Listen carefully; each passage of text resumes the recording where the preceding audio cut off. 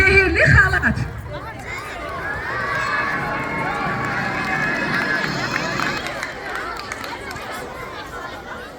Piyana, gəl sən mənə bu xalatın sirrini aç. Mən də sənə böyük bir ənam verim.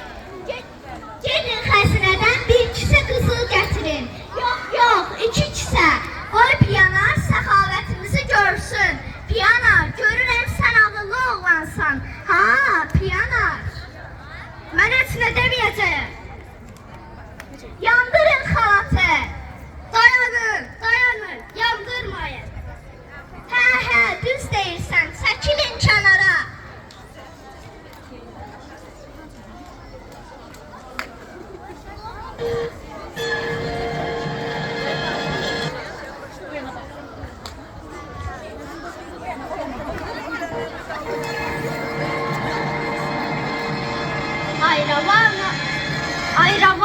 Ayravana, çandri, ayravana, çandrikə.